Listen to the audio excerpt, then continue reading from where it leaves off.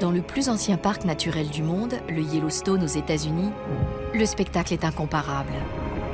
Depuis toujours, les affrontements s'y déroulent dans un équilibre fragile. Mais aujourd'hui, cette harmonie est menacée et les majestueux cerfs du Yellowstone disparaissent. Qui sont donc les coupables? Les loups, réintroduits il y a 20 ans, au moment même où le phénomène a débuté? Les grizzlies, qui sont aussi de redoutables prédateurs? Ou s'agit-il de quelque chose de plus insidieux? Pour les chercheurs engagés dans la résolution de cette énigme, il y a urgence.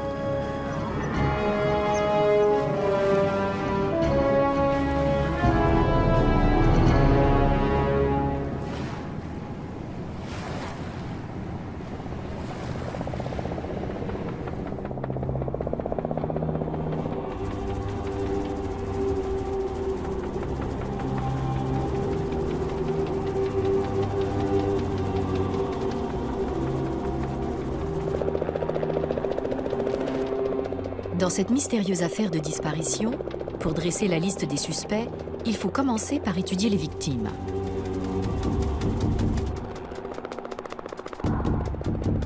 Il y a encore une vingtaine d'années, les cerfs et laves prospéraient sur ces terres.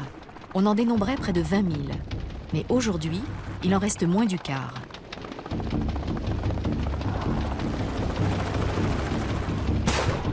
Des biologistes, spécialistes de la faune sauvage, doivent surveiller les déplacements des hardes et la santé de leurs membres. Pour cela, l'hélicoptère est le moyen le plus rapide de capturer des informateurs.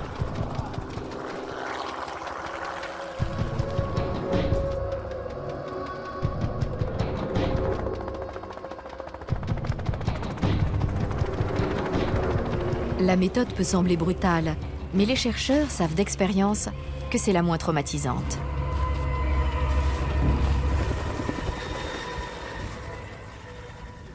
Ils se dépêchent d'immobiliser les animaux afin de prélever les échantillons nécessaires.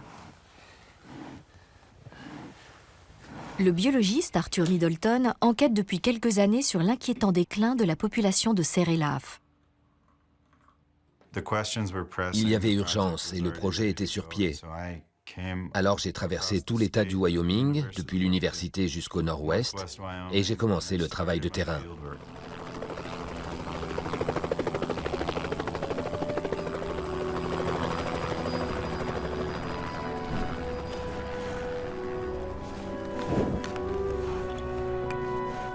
Une fois la femelle immobilisée, Arthur Middleton lui prélève un peu de sang. Cela lui permettra de déceler d'éventuels signes de maladie, de sous-alimentation ou de stress, et de savoir si elle est en gestation.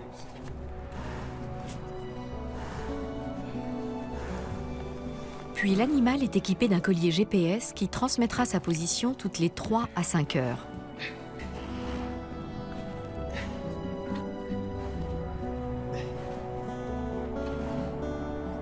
L'équipe s'efforce de capturer et de relâcher les cerfs en moins de 8 minutes et n'utilise pas d'anesthésiant.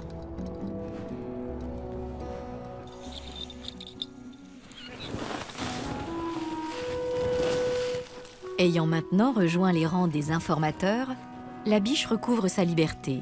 Elle ne se doute pas de la quantité d'informations essentielles qu'elle va fournir à Arthur Middleton et son équipe, et de l'aide qu'elle pourra leur apporter dans la recherche du tueur. Les suspects sont nombreux, mais le premier auquel tout le monde pense, c'est le loup. Longtemps absent de l'écosystème du Grand Yellowstone, le loup a été réintroduit il y a une vingtaine d'années. Or, c'est à ce moment que le nombre de cerfs a commencé à chuter. La coïncidence est troublante.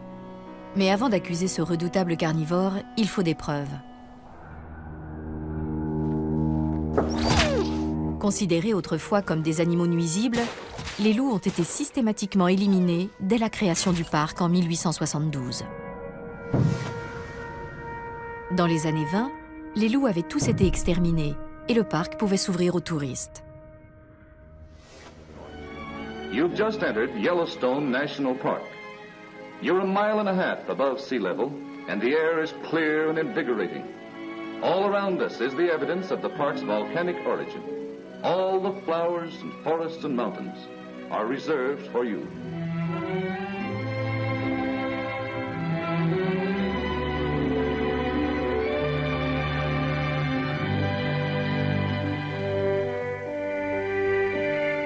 Le parc national de Yellowstone se trouve dans le Wyoming, à cheval sur les montagnes rocheuses du nord de l'Amérique. C'est le cœur de l'écosystème du Grand Yellowstone qui s'étend sur près de 8 millions d'hectares, soit environ 2 fois la Belgique. Une fois les loups disparus, la nature semblait intacte, mais l'équilibre était rompu. La population de cerfs a explosé, détruisant peu à peu l'écosystème du Yellowstone. En 1995, 70 ans après l'abattage du dernier loup, la direction du parc a donc pris une mesure radicale.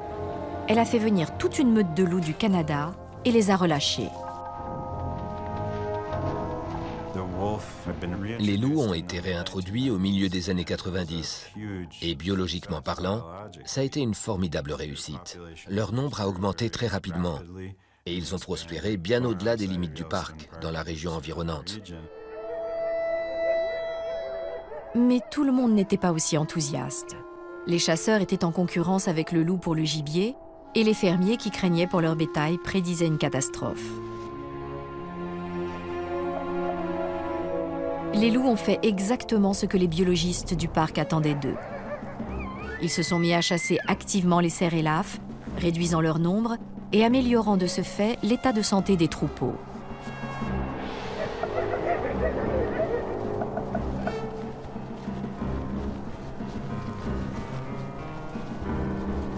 Mais 20 ans plus tard, les chiffres semblaient donner raison à leurs détracteurs. La population de cervidés avait chuté de 80%. Les quelques dizaines de loups introduits étant devenus des centaines, les opposants aux loups faisaient pression pour les éradiquer de nouveau. Le statut d'espèce protégée du loup était de plus en plus menacé. Ça signifiait que les tirs de prélèvement pourraient être autorisés et que le public pourrait de nouveau chasser le loup. Il fallait agir vite. Mais réautoriser la chasse au loup, c'était risquer de perturber à nouveau l'équilibre proie-prédateur du Yellowstone.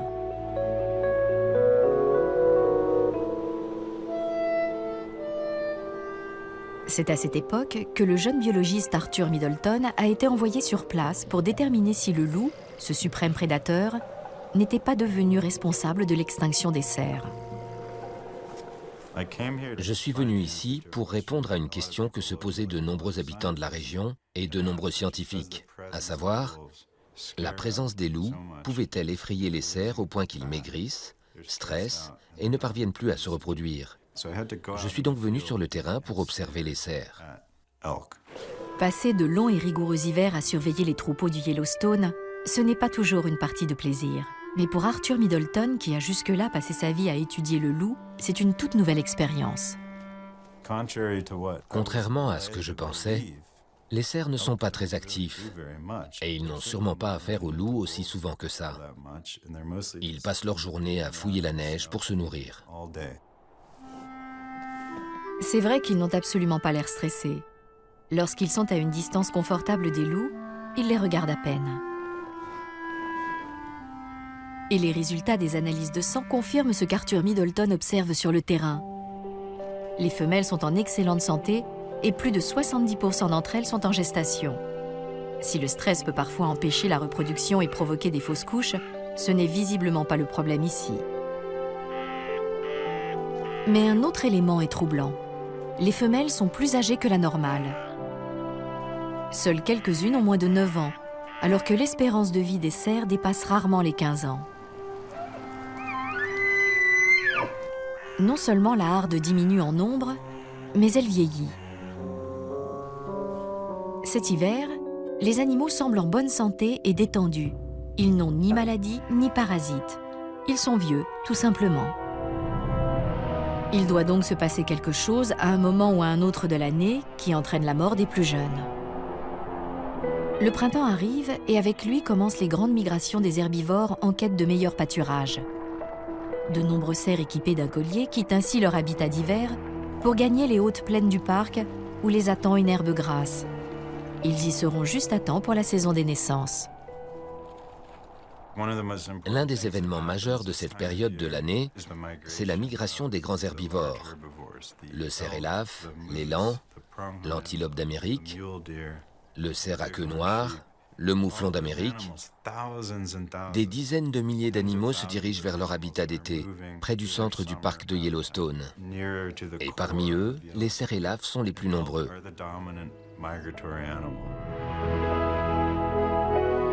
Les routes migratoires des grands troupeaux de cerfs ont été établies à partir des données émises par les colliers GPS. La harde la plus en danger est indiquée en rouge sur la carte. Elle se déplace du sud-est vers l'intérieur du parc, où elle s'établit sur les pourtours du lac de Yellowstone.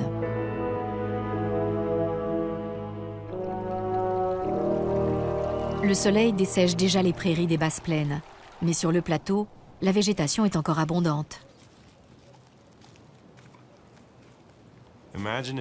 Imaginez que vous soyez obligé de manger de l'herbe pour vivre. Imaginez que vous pesiez 225 kilos et que vous deviez vous sustenter rien qu'avec de l'herbe. C'est sans doute l'aliment le moins adapté au monde. Au cours de leur lente migration vers l'intérieur du parc, les cerfs traversent différents territoires de loups. Arthur Middleton les suit de près et il constate là encore que les rencontres avec les prédateurs sont extrêmement rares et que les loups s'alimentent le plus souvent de charognes.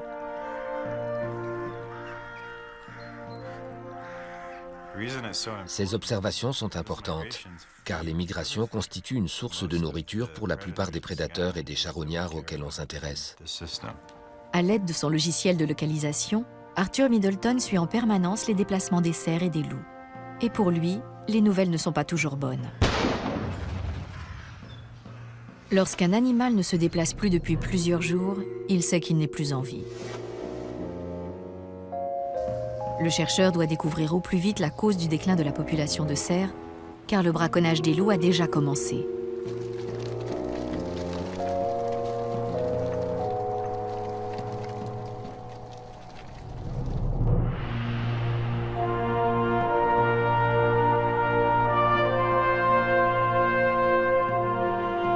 En mai, le troupeau a atteint le plateau au cœur du parc. L'herbe grasse et la douceur des températures annoncent la nouvelle saison et un événement extraordinaire. Au coucher du soleil, de nombreuses femelles s'éloignent discrètement de la harde. Elles se préparent à mettre au monde leurs petits et à affronter de nouvelles difficultés.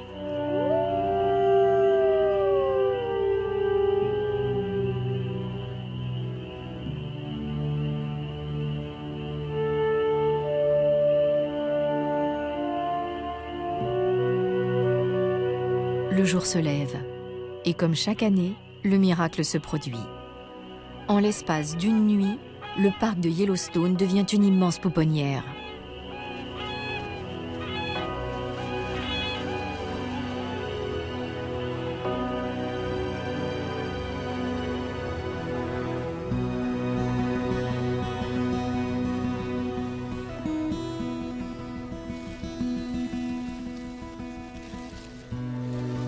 Les fans tiennent sur leurs pattes en quelques heures, mais ils ne pourront pas suivre le troupeau avant une quinzaine de jours. En attendant, les mères les surveillent de près.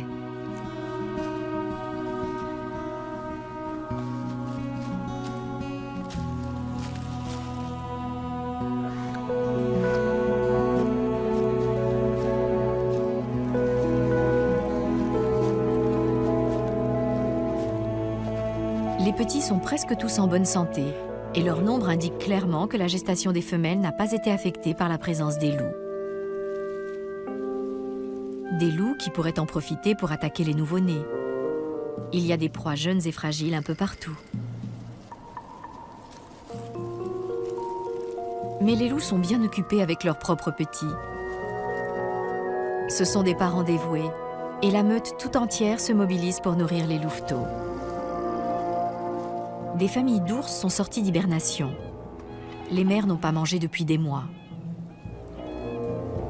Au printemps, l'abondance de proies vulnérables est telle que même les charognards s'attaquent aux cibles vivantes. Les prédateurs doivent cependant être prudents dans leur choix. Les jeunes bisons ont beau sembler faciles à attraper, ils ont déjà rejoint le troupeau et sont protégés par des géants.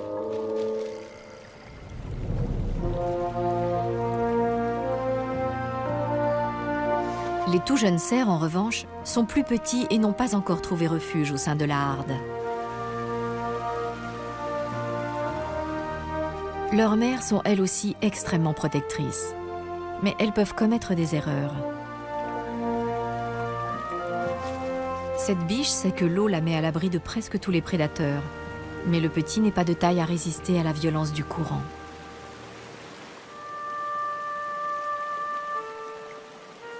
L'erreur de sa mère risque de lui coûter cher, car les loups sont à l'affût.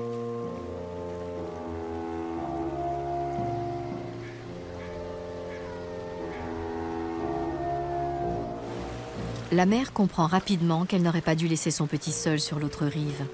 Elle se hâte de le rejoindre.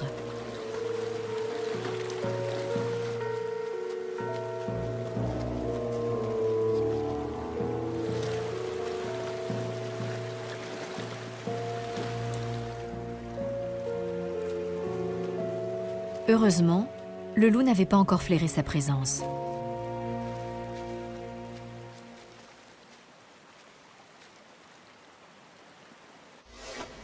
Les faons, des cerfs et des antilopes d'Amérique ont un avantage remarquable pour déjouer efficacement leurs prédateurs. Ils ne dégagent presque aucune odeur et même le loup, qui a pourtant le nez fin, ne parvient pas à les repérer. C'est un formidable moyen de défense. Pendant que le faon reste couché pour se fondre dans le paysage, la mère peut se déplacer et se nourrir sans trahir la présence de son petit.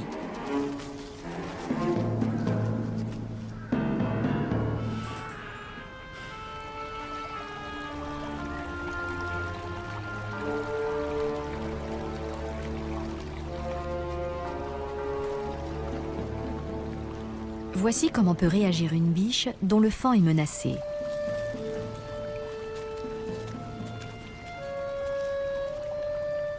Si les loups s'approchent dangereusement près, elle ira au-devant d'eux et les attirera loin de l'endroit où se cache son petit.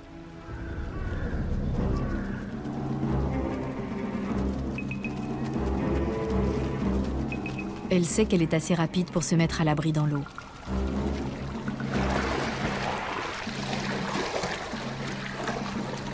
Et assez courageuse pour les tenir à distance. Les cerfs sont des animaux très évolués. Même lorsque des loups pointent leur nez, ils réussissent à s'enfuir ou à leur à faire face. Ils évaluent leur degré de vulnérabilité. J'ai 5 ans, je suis au mieux de ma forme, mes pattes sont solides, je n'ai rien à craindre.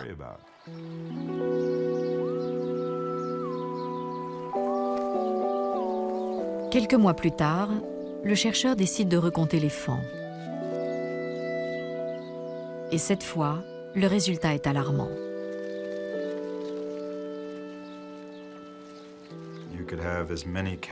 On s'attend à avoir autant de faons que de biches à la fin de l'été. Quelques mois après la naissance, on compte les petits, et s'il y en a moins qu'au début de l'été, c'est donc pendant cette période que les petits sont décimés. À la fin de l'été, seul un tiers des faons a survécu. Arthur Middleton doit réévaluer la situation. Durant l'hiver, les femelles étaient en bonne condition physique. La plupart d'entre elles étaient en gestation et ne montraient aucun signe de stress provoqué par les loups.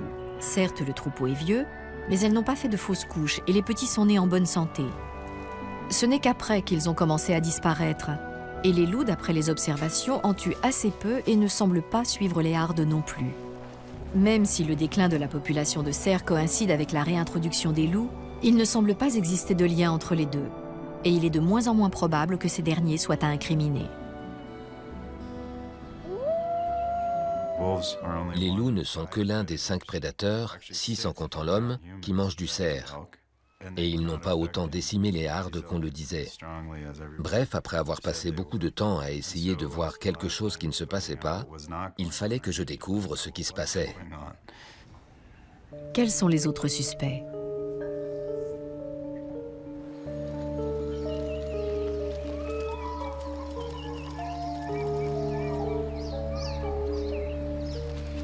Dans la mesure où il est interdit de chasser à l'intérieur du parc et que d'autres prédateurs comme le puma et le glouton sont rares, les ours sont les seconds sur la liste.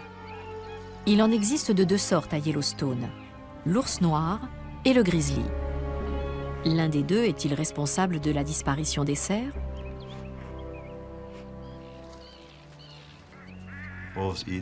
Les loups mangent des cerfs, c'est sûr.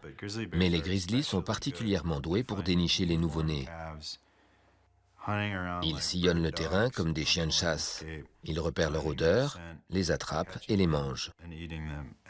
Tout ça se passe dans les premières semaines qui suivent la naissance des petits, quand ils ne savent pas encore bien courir. Voilà comment meurent la plupart des faons victimes de prédation.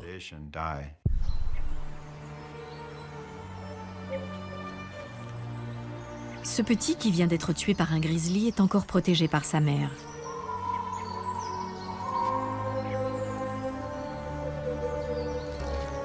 Les grizzlies ont le meilleur odorat de tous les prédateurs du parc de Yellowstone. Même si les faons ne dégagent pratiquement aucune odeur, dans les hautes herbes, ils sont les seuls à pouvoir les flairer. La biche tente d'éloigner l'ours du cadavre de son petit.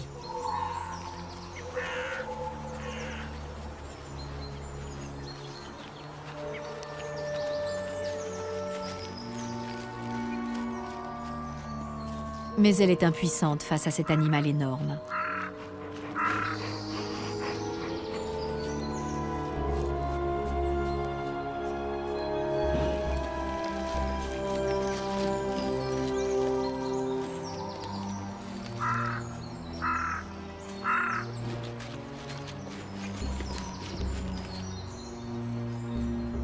Les ours sont-ils responsables de la disparition des cerfs? Dans ce cas, comment expliquer qu'ils se soient mis à les chasser en si grand nombre?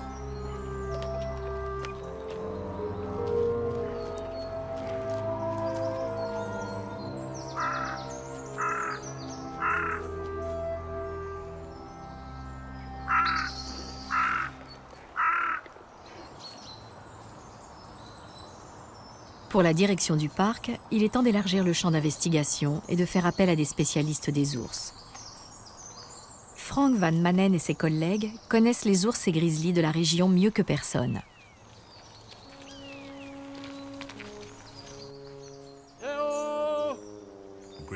Les grizzlies sont les animaux emblématiques de cet écosystème. Ils sont très puissants.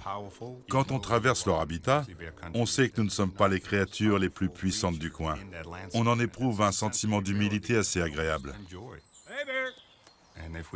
Si on parvient à cohabiter avec ce genre d'animaux, on aura avancé d'un grand pas. Ces chercheurs ne pénètrent jamais seuls sur le territoire des grizzlies. Répartis par équipe, ils vérifient les pièges qu'ils ont spécialement mis au point. Ces derniers sont d'une étonnante simplicité. Un fil de fer barbelé est tendu à faible hauteur autour d'un point où on verse un mélange de sang d'animaux. Aucun grizzly n'y résiste. Les pointes du fil de fer arrachent de petites touffes de poils qui seront analysées et des caméras filment la scène. Ces images montrent une famille de 3 ours qui est venue sur les lieux il y a tout juste 24 heures.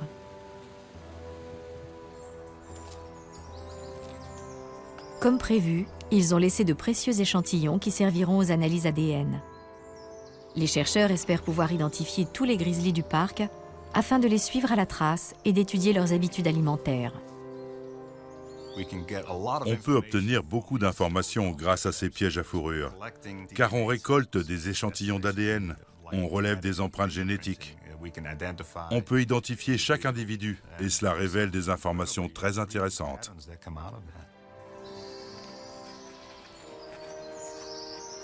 Une fois l'identification terminée, les scientifiques peuvent commencer à suivre les déplacements des grizzlies à la recherche de nourriture, aussi bien à l'intérieur qu'à l'extérieur du parc. Et l'analyse des excréments leur indique très exactement de quoi ils se nourrissent. Les grizzlies se répartissent sur environ 50 000 km². Et au terme de la loi américaine sur les espèces en danger, ils sont classés parmi les populations menacées. Notre mission, comme équipe de recherche, est d'aider leur population à se rétablir. Mais pour savoir si les grizzlies sont responsables de l'hécatombe des cerfs durant leur migration, les pièges à fourrure ne suffisent pas. La solution du mystère passe nécessairement par le recrutement d'informateurs chez les ours aussi. 492, ok, on le repose. Ce spécimen a été capturé et endormi. Il aura droit à un examen médical complet, puis sera équipé d'un collier GPS. Il est mesuré, pesé, et on lui prélève un peu de sang. La localisation par GPS indique des déplacements à la mi-journée sur une dizaine de kilomètres, voire plus, dans de nombreuses zones très fréquentées par l'homme. Or, jamais personne n'a dit avoir vu cet ours. Personne ne savait qu'il avait traversé la région en évitant les routes, les gens, les motos, les voitures. C'est fascinant de voir comment ces animaux parviennent à se déplacer sans se faire repérer. Les données fournies par les colliers confirment ce que les chercheurs soupçonnaient. En animaux intelligents, les ours sont trop heureux de profiter des raccourcis créés par l'homme. Les couloirs dégagés pour le passage des lignes électriques sont pour eux autant d'autoroutes et un moyen idéal de parcourir des distances importantes sans être vus. Quant aux poteaux téléphoniques, ils leur servent à se gratter et à laisser des traces chimiques pour d'autres congénères. Ah, là, on a un cerf. Et voilà.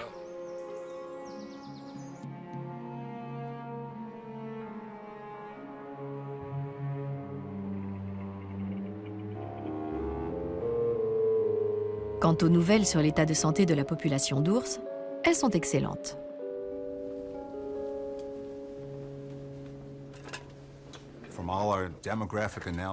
Toutes nos analyses démographiques montrent que leur population a augmenté de 4 à 7% par an de 1983 à 2000 environ.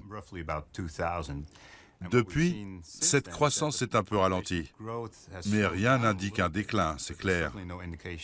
Leur population est donc en bien meilleure forme que dans les années 1970. Ceci pourrait-il expliquer la disparition des cerfs du Yellowstone ? Étant donné la hausse constante de leur population depuis 30 ans, les grizzlies ne pourraient-ils pas être nos tueurs de faim ? L'appétit cumulé d'un nombre bien plus élevé de prédateurs a forcément un impact négatif sur la survie des cervidés, notamment des plus jeunes. Mais il y a un problème. Le plus fort déclin du troupeau de cerfs et laves s'est produit au cours des 10 dernières années, c'est-à-dire sur une période où la population de grizzlies se stabilisait.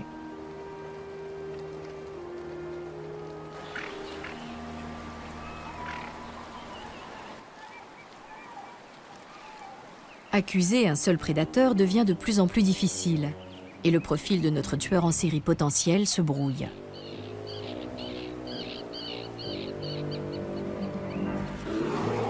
Lorsque des ours et des loups se disputent la charogne d'un faon, les premiers l'emportent presque toujours. Mais ce n'est pas un cadavre déchiqueté par les mâchoires de différents animaux qui va aider les chercheurs à identifier le coupable.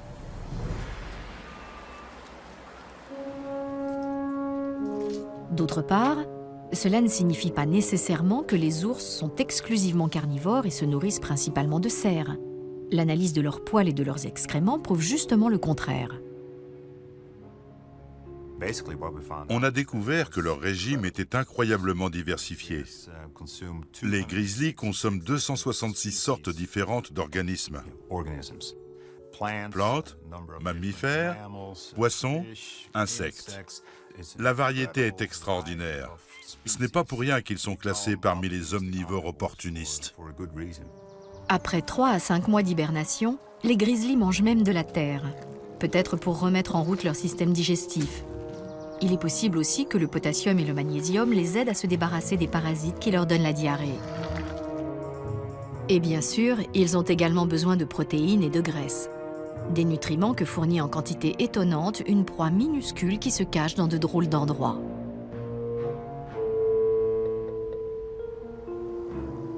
Durant les mois d'été, souvent suivis de près par leurs petits, les grizzlies se hissent jusqu'à plus de 2700 mètres d'altitude pour atteindre des éboulis instables.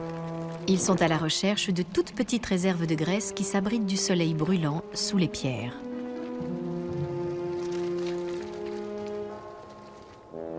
Ces papillons nocturnes viennent ici dans les Rocheuses pour trouver un abri ombragé où se reproduire et passer l'été.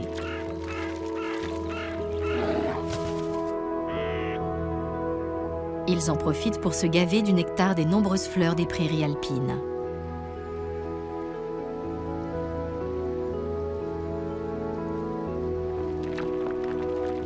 Un grizzly peut avaler quelques 40 000 de ces papillons nocturnes par jour, soit 20 000 calories.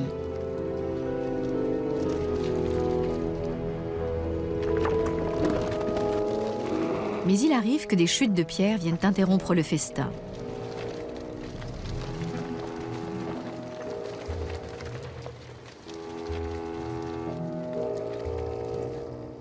Le régime des grizzlies est très riche et les résultats des analyses chimiques révèlent une grande variété alimentaire. On trouve des différences de régime entre individus. Ils ne se nourrissent pas tous exactement de la même façon.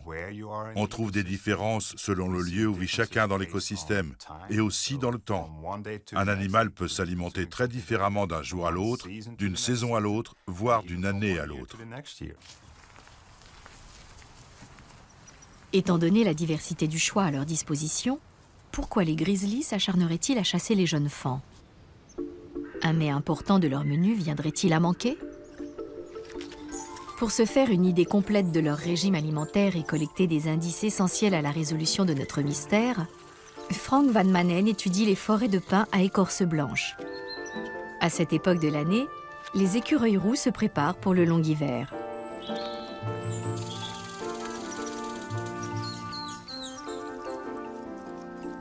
Les ours, ces petits malins, le savent bien. Pendant que les rongeurs s'empressent de ramasser et de stocker des pignons en les enfouissant sous terre, les plantigrades se contentent de patienter. Puis le moment venu, ils déterrent les précieuses graines riches en calories et s'en régalent.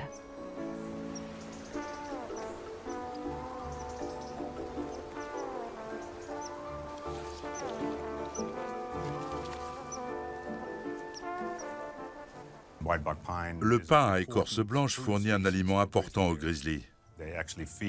Ils se nourrissent de ces gros pignons pleins de protéines et de graisses à l'automne. Ça constitue donc une autre source de nourriture disponible à une époque cruciale de l'année, puisque les grizzlies se préparent à hiberner.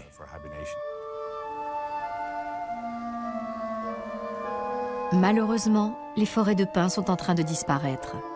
72% des grands arbres sont morts, dont beaucoup ont été tués par un coléoptère vorace qui prospère grâce au réchauffement climatique.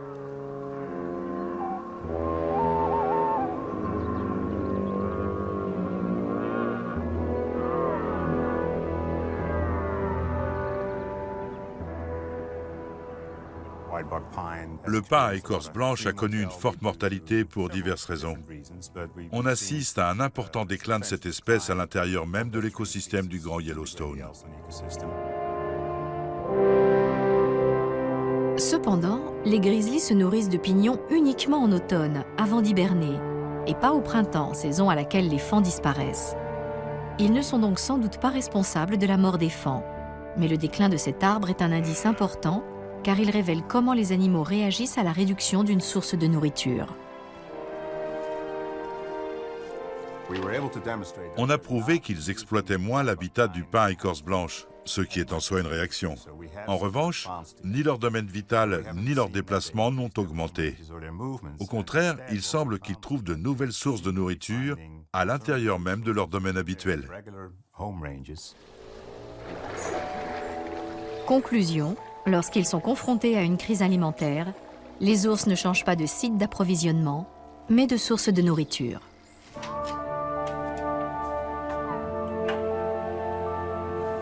La question qui se pose demeure. Quelque chose a-t-il disparu du menu printemps-été qui oblige les grizzlies à compenser? Notamment ceux qui croisent la route des cerfs lorsqu'ils pénètrent à l'intérieur du parc, juste au moment des naissances. La réponse est oui. Les échantillons de poils prélevés par Frank Van Manen autour du lac de Yellowstone révèlent que les ours ne mangent plus les poissons qui abondaient et figuraient pourtant en bonne place dans leur régime printanier. Les ours vivant près du lac de Yellowstone se nourrissaient pour une bonne part de truites locales, appelées truites fardées, mais cette part a considérablement diminué. Les analyses confirment que leur consommation a en effet chuté de plus de 70%.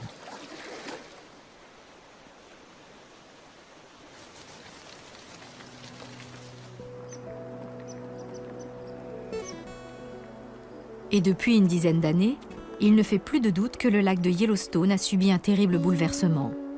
Robert Greswell, de l'Institut géologique américain, connaît mieux que personne les différentes espèces de poissons qu'il abrite. Et il a été le témoin d'une véritable catastrophe écologique. Dans les années 60, des milliers de personnes venaient pêcher au Fishing Bridge. Et l'endroit était dangereux. En 1969, je travaillais ici et je me souviens qu'on ne pouvait pas traverser le pont avec les vitres baissées parce qu'on risquait d'être accroché par la ligne d'un pêcheur. La pêche est désormais interdite. Mais même si elle ne l'était pas, attraper une truite fardée de Yellowstone relèverait du miracle.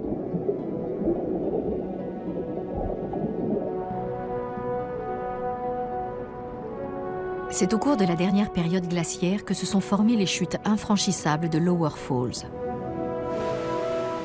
La truite fardée s'est alors retrouvée isolée du reste de l'espèce et a donné naissance à un écosystème florissant.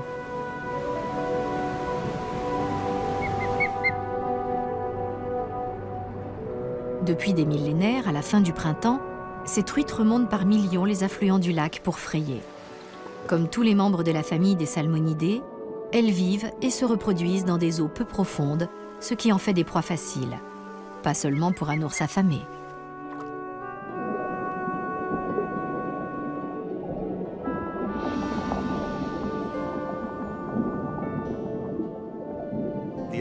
La truite fardée de Yellowstone joue un rôle considérable dans cet écosystème, car elle est un élément clé de la chaîne alimentaire.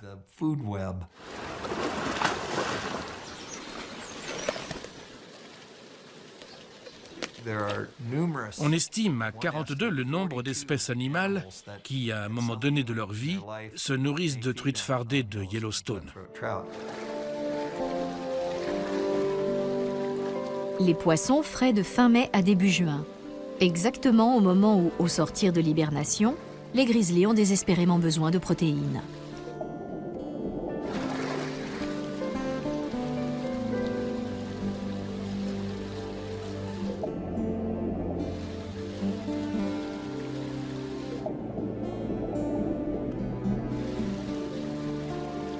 Mais ces dernières années, quelque chose a dû changer car ces images de balbuzards et d'ours pêchant dans les eaux du lac appartiennent désormais au passé.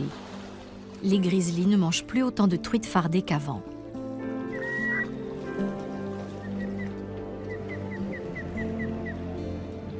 Todd Keul, un spécialiste de la faune sauvage du service des parcs nationaux, surveille depuis des années la population de truites fardées de Yellowstone.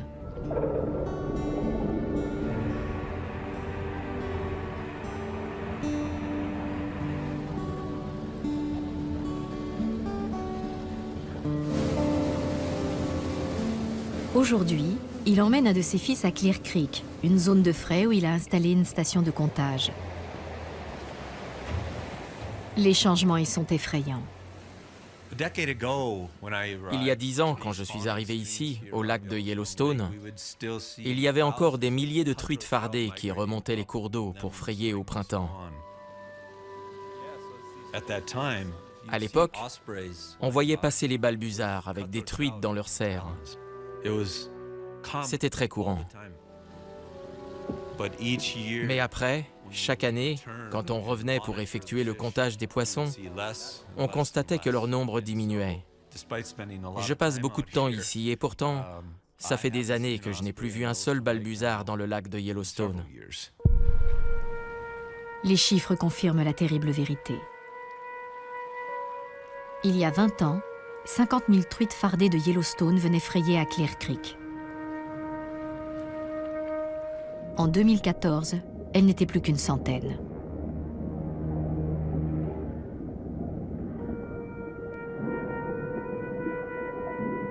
Robert Greswell avait vu venir la catastrophe. En 1994, un garde forestier est venu me voir. Il avait une truite de lac dans les mains et il m'a dit « Ce poisson m'a été apporté par des pêcheurs du lac de Yellowstone. » C'est comme si on m'avait donné un coup de poing dans le ventre.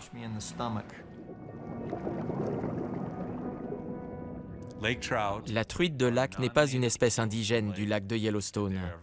et c'est un prédateur redoutable. C'est l'équivalent d'un loup qui évoluerait dans un milieu, l'eau, où il n'a rien à faire. La truite de lac d'Amérique est une espèce invasive et immense, bien plus grande que la truite fardée qui, elle, est endémique. Et elle a un appétit insatiable. Un seul de ces poissons peut avaler plus de 40 truites fardées par an. Résultat, ces dernières sont désormais menacées d'extinction. Dans d'autres endroits où la truite de lac a été introduite, les espèces locales ont parfois complètement disparu. Donc quand la truite de lac a été découverte dans les eaux du Yellowstone il y a 20 ans, ça nous a alarmés parce qu'on savait ce qui s'était produit ailleurs. Mais quel est le lien avec la disparition des cerfs du Yellowstone? Pourquoi les grizzlies ne se seraient-ils pas rabattus sur cette truite de lac? Les chercheurs n'ont jamais été aussi près de la réponse à cette question, et donc de la clé du mystère. Il a fallu enquêter jusque dans les profondeurs du lac de Yellowstone pour comprendre. Les truites de lac vivent et se reproduisent en eau profonde et ne remontent jamais les cours d'eau. Elles sont inaccessibles. Les aigles d'Amérique, les balbuzards et les ours ne peuvent donc pas les attraper.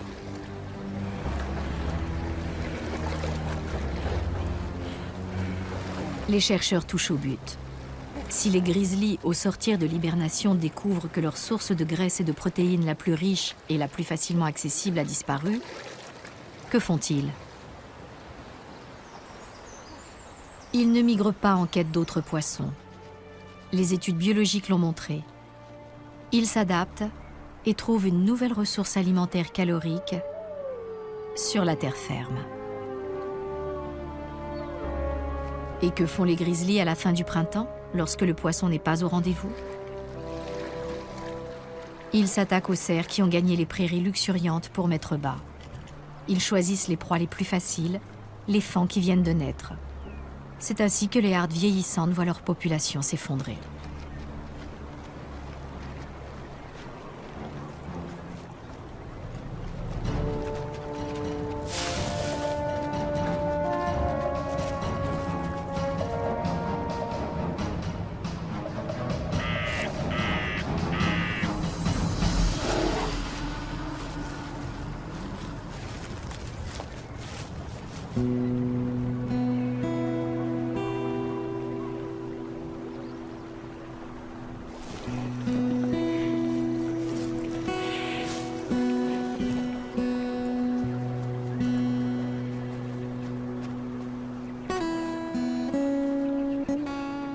Tout cela à cause d'un poisson invasif présent depuis plus de 20 ans dans les eaux du Yellowstone.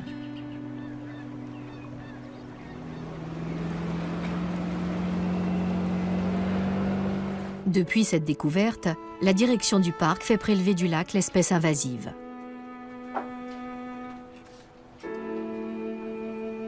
De grands filets adaptés à la taille et au comportement de la truite de lac sont déployés en eau profonde.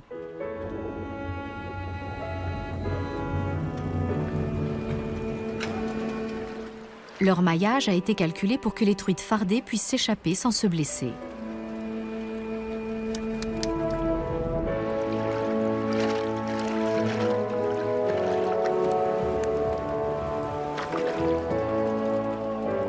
Des dizaines de milliers de truites invasives ont ainsi été capturées chaque année dans le lac de Yellowstone.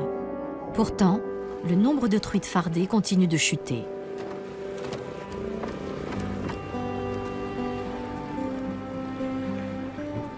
En 2007, des scientifiques se réunissent dans l'espoir d'éviter la catastrophe. Le comité s'est prononcé à l'unanimité en faveur de la poursuite du programme de capture. Il a même recommandé au service du parc de le renforcer. On a obtenu de plus gros bateaux, plus de filets et des équipes plus importantes. C'est une lutte à grande échelle, agressive même, qui s'est engagée contre la truite de lac.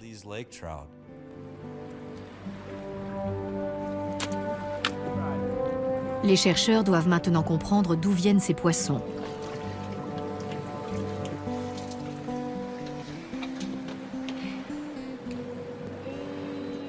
Pour cela, ils prélèvent les osselets des oreilles des truites les plus grosses et les plus âgées.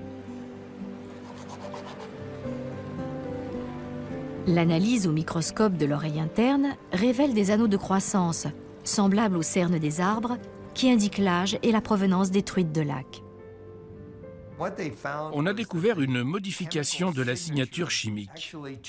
Les anneaux les plus anciens avaient une signature semblable à celle du lac Lewis, ce qui signifie que les truites de lac y sont nées et y ont vécu au début de leur vie et qu'à un moment donné, apparemment, elles ont été transférées dans le lac de Yellowstone. Aucune rivière ne reliant les deux lacs, les truites invasives n'ont pas pu arriver ici toutes seules. Par ailleurs, leur signature chimique montre qu'elles ont été introduites au milieu des années 80.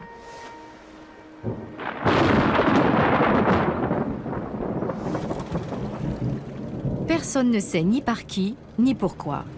Peut-être par des pêcheurs sportifs amateurs de grosses prises ?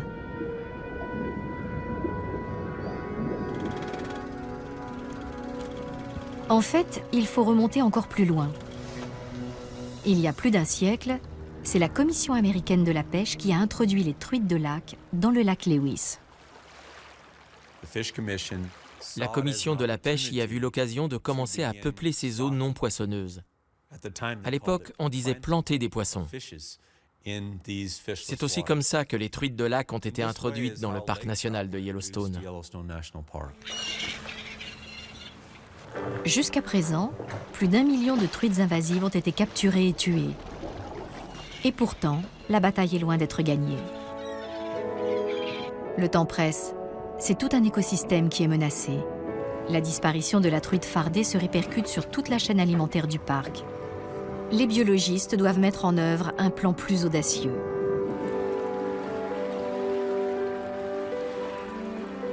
Robert Gresswell et son équipe décident alors d'équiper de très grands spécimens de truites de lac d'un émetteur GPS et de les suivre jusqu'à leurs aires de frai.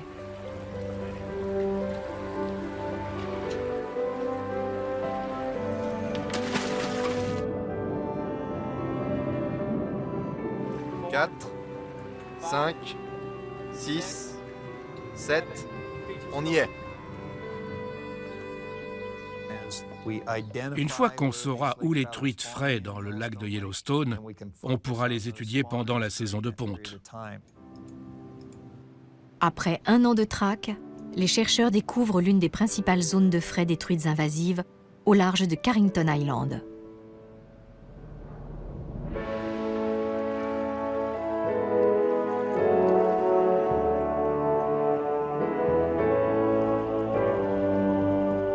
Les petits poissons qui viennent d'éclore sont invisibles, bien cachés entre les pierres. Pour les déloger, un robot de plongée spécialement conçu pour cet usage envoie de faibles décharges électriques. Tu en as vu ? Non, c'en est pas un. Décharge. Ces millions de jeunes poissons, une fois adultes, dévoreront tout sur leur passage, sans qu'ils n'aient eux-mêmes à craindre aucun prédateur naturel. Ces recherches sont d'une importance capitale, car toutes les données que nous avions venaient des grands lacs au nord-est du pays, où il y a bien plus de prédateurs d'œufs et de larves de truites de lac. Si on a tellement sous-estimé le danger potentiel que représentait la truite de lac pour la truite fardée, c'est parce que l'on ne savait pas qu'elle se développerait aussi vite. Les poissons survivent bien mieux ici, dans le lac de Yellowstone, parce qu'ils n'ont aucun prédateur. Maintenant que les scientifiques ont localisé la principale aire de frai, ils vont pouvoir employer les grands moyens. Ils envoient des décharges électriques pour cette fois tuer les jeunes truites de lac avant qu'elles ne deviennent trop grandes et ne dévorent leurs cousines, les truites fardées. Je n'ai rien contre les truites de lac. C'est juste malheureux qu'elles aient été introduites dans cet écosystème et qu'elles l'aient bouleversé. Mais il y a des chances que la truite fardée retrouve sa place, j'en suis convaincu. Ce ne sera pas exactement le même écosystème, mais je crois que ça peut y ressembler.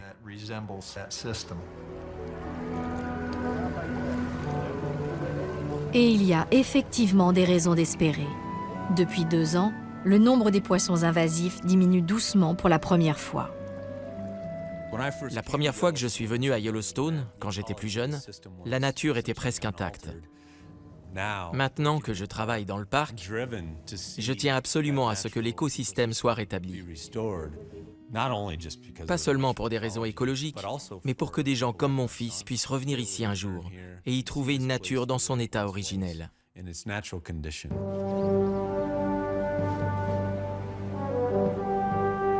En 2015, pour la première fois, le nombre de cerfs du Yellowstone a augmenté de manière significative.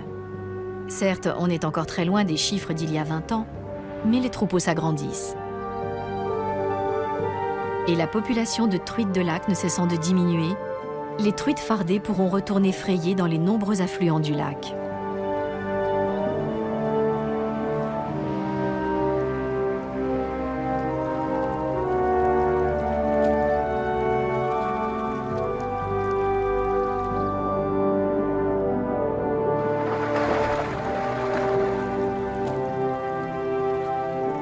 Une chose cependant est sûre.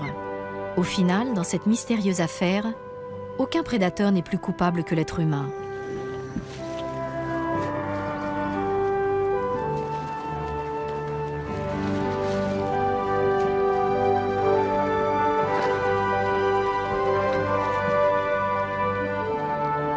Il reste à espérer que grâce à ces interventions, le Yellowstone, le plus ancien parc naturel du monde, retrouve progressivement son équilibre et redevienne le sanctuaire d'une nature exceptionnelle.